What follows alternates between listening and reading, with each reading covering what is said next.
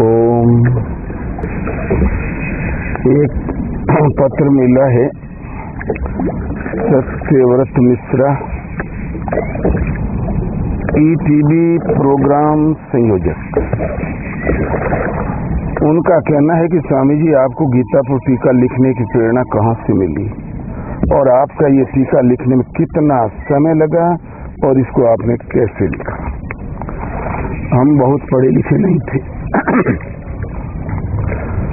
तीसरा class fail हो गए। गुरुजी से हमने कहा पास कर दो। बोले चाचा के लड़के भाई लगते हो जो पास करते हैं।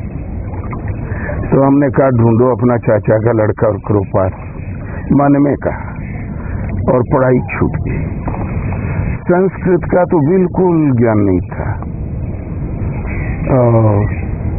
जब प्रथम बार गीता हाथ में आई तो उसमें लिखा था, पहला अध्याय पढ़ो तो वैकुंठ चले जाओ, दूसरा पढ़ो तो धनवान हो जाओ, तीसरा पढ़ो तो राजा हो जाओ। तो हम सोचे हम राजा हुई कि धनवान हुई कि वैकुंठ। वैकुंठ क्या होता है? इसी उहापों में पढ़े। निश्चय कर रहे थे कि हम क्या बने, कौन सा पढ़े।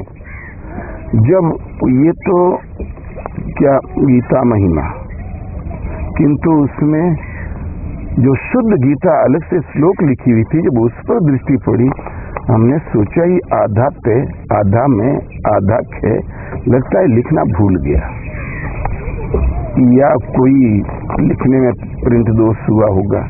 ये आधा क्यों लिखा?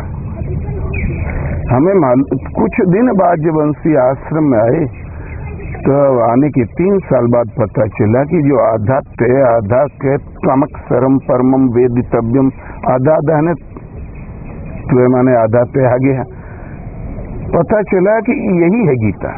तो हम बोले हो गया बेड़ा पार, ये तो किसी जन्म में नहीं याद होगा।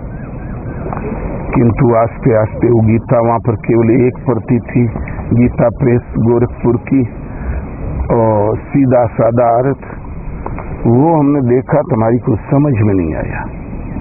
फिर गीता प्रेस की अन्वयार्थ गीता जब मिली तब हमारी समझ में ये आया कि जो अर्थ लिखा इससे मेल नहीं खाती। और वो अन्वयार्थ देखने लगे कि इस शब्दार्थ देखने लगे कि इस शब्दों का संस्कृत का हिंदी में अर्थ ये, तो संस्कृत में क्या। सन 64 में करीब बस भजन में लगे रह गए। अन्य टीकाएं हैं ऐसा हमने कल्पना भी सोचने का अवसर ही नहीं मिला।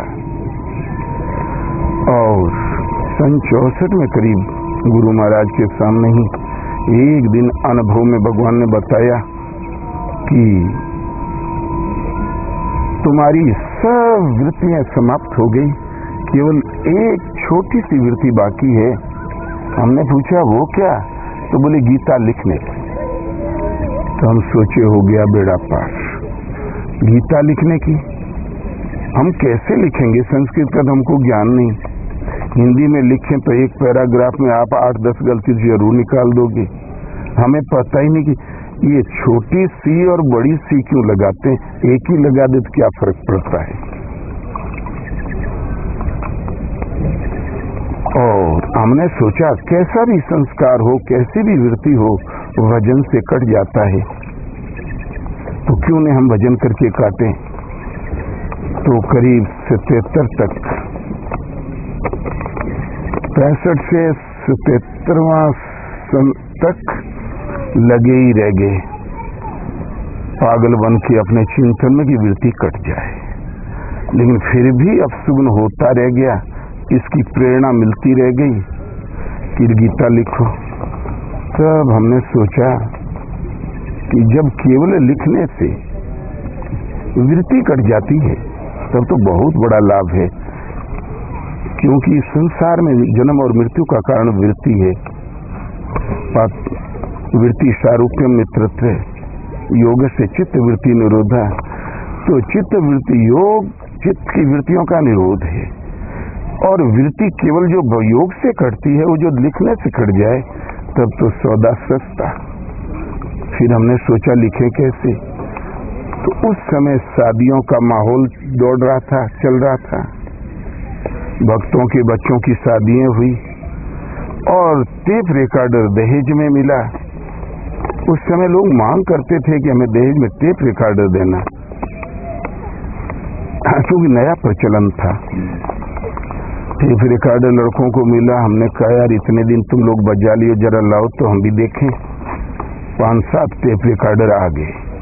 बस हम गीता देख के बोलते चले गए, टेप होता चला गया। फिर उसको उतार लिया लोगों ने और बस लिपिबद्ध कर दिया। इसी का नाम है गीता। ऐसे ही हमने लिखी। इसको लिखने में करीब 1 वर्ष लगा। और फिर बाद में जहां जहां भूल होती थी वहां भगवान सुधार दिया करते थे। बोले ऐसे नहीं ऐसा है, ऐसे नहीं ऐसा है। बस तो हमारा तो कुछ रहा ही नहीं। गीता लिखने में हमारा कोई श्रेय नहीं है। वो उन भगवान की अंतस प्रेरणा उसके द्वारा ही लिखती चली गई, लिख के सामने आ गई। तब लोगों ने कहा क्या ये तो बड़ी बढ़िया चीज है। तब हमारी समझ में आया कि लगता किसी काम, लोगों के काम की भी है। फिर एक इंस्पेक्टर पहुंचे महाराज, कई गीताएं इकट्ठी करके और इसको भी रख के हम लोगों ने 3-4 अफसरों ने अध्ययन किया। आपकी गीता भिन्न है और ये सीधा समझ में आने लायक साधना परक है, उपदेश है। तब हमने भी सोचा और किस किस की गीता।